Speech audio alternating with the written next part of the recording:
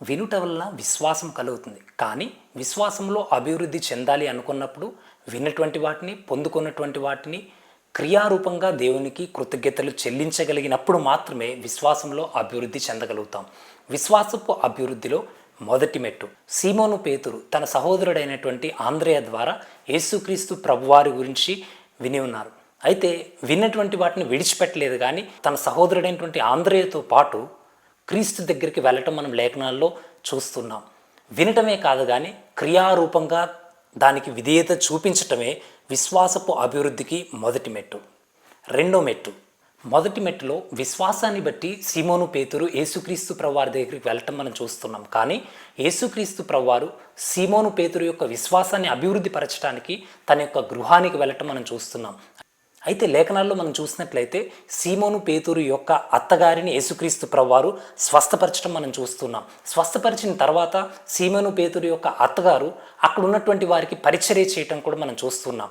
ప్రవచనాత్మకంగా మనం చూసినట్లయితే ఒక తండ్రి కుటుంబానికి ప్రతినిధిగా వ్యవహరిస్తాడు, ఒక ముఖ్యమంత్రి రాష్ట్రానికి ప్రతినిధిగా వ్యవహరిస్తారు, ఒక ప్రధానమంత్రి దేశానికి ప్రతినిధిగా వ్యవహరిస్తారు. అలాగున పేతురు కూడా తన కుటుంబాన్ని మొత్తానికి ప్రతినిధిగా వ్యవహరిస్తున్నారు. అనగా అక్కడికి వచ్చినటువంటి సమస్య కేవలము తన యొక్క అత్తగారిది మాత్రమే కాదు, కానీ పేతురిది కూడా. అలాగున స్వస్థత పొందుకున్న తర్వాత కూడా తను మాత్రమే పరిచర్య చేసినట్టు కాదు, కానీ అక్కడ ప్రవచనాత్మకంగా పేతురు కూడా యేసుక్రీస్తు ప్రభువారికి అక్కడ ఉన్నటువంటి వారికి కూడా పరిచర్య చేసినట్లుగా, అనగా విశ్వాసమును బట్టి ఎలాగున్న మొదటి మెట్టులో విన్నటువంటి వాటికి విధేయత చూపించి యేసుక్రీస్తు ప్రభువారి దగ్గరికి పేతురు వెళ్ళి ఉన్నాడో, అలాగుననే రెండో మెట్టులో కూడా స్వస్థతను విశ్వసించి క్రియారూపంగా అక్కడ పరిచర్య చేయటం మనం చూస్తూ ఉన్నాం.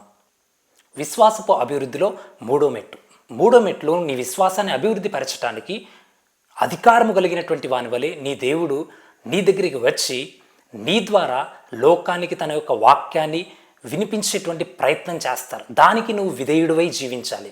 మన లేఖనంలో చూసినట్లయితే అప్పటికే జనసమూహం ఎక్కువగా ఉండటం చూసి యేసుక్రీస్తు ప్రభువారు అక్కడున్నటువంటి 2 దోణుల్లో సీమోను పేతురు యొక్క దోణి మీదికి ఎక్కి సీమోను పేతురుతో యేసుక్రీస్తు ప్రభువారు దోణిని లోపలికి పోనీయమని చెప్పటం మనం చూస్తూ ఉన్నాం.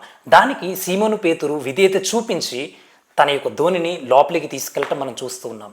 మనం ఎప్పుడైతే దేవుని యొక్క వాక్కుకు విధేయత కలిగి జీవిస్తామో దానికి ప్రతిఫలంగా దేవుడు మన యొక్క హృదయ వాంఛలు కానీ మన యొక్క కష్టానికి తగినటువంటి ప్రతిఫలాన్ని కానీ దేవుడు అనుగ్రహిస్తాడు. అలాగున లేఖనాల్లో మనం చూసినట్లయితే పేతురు ఆ తర్వాత విస్తారమైనటువంటి చేపలను పట్టుకోవటం మనం చూస్తున్నాం. ఎప్పుడైతే యేసుక్రీస్తు ప్రభువారు ఆ గొప్ప అద్భుతాన్ని పేతురు పట్ల చేసి ఉన్నారో వెనువెంటనే పేతురు పశ్చాత్తాపడుతూ నేను పాపాత్ముడి, నేను నా దగ్గర నుంచి వెళ్ళిపోండి ప్రభువా, నాకు ఎలాంటి అర్హత కూడా లేదు అని చెప్పటం మనం లేఖనాల్లో మనం చూస్తూ ఉన్నాం.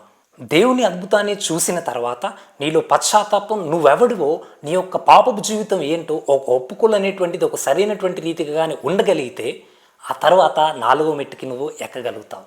ఈ 4వ మెట్టులో నీ విశ్వాసాన్ని బలపరచడానికి యేసుక్రీస్తు ప్రభువారు నీటి మీద నడుచుకొని రావటం మనం చూస్తున్నాం.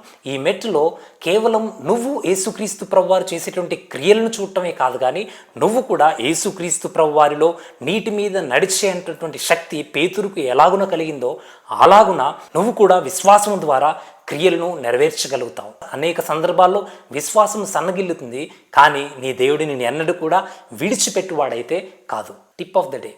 దేవుడు అనంతజ్ఞాని అయినప్పటికీ కూడా ప్రభువా ఇదిగో నా విశ్వాసం బలపడలాగున ఈ యొక్క కార్యం నెరవేర్చి నా విశ్వాసాన్ని స్థిరపరచు అని దేవుని అడిగితే దేవుడు మన విశ్వాసాన్ని ఖచ్చితంగా బలపరుస్తాడు. చాలామంది వీడియో చూస్తున్నారు కానీ సబ్స్క్రైబ్ చేసుకోవట్లేదు. దేవుని యొక్క రాజ్యం మన మధ్యన వచ్చేలాగున సబ్స్క్రైబ్ చేసి లైక్ అండ్ షేర్ చేసే ప్రయత్నం చేయండి.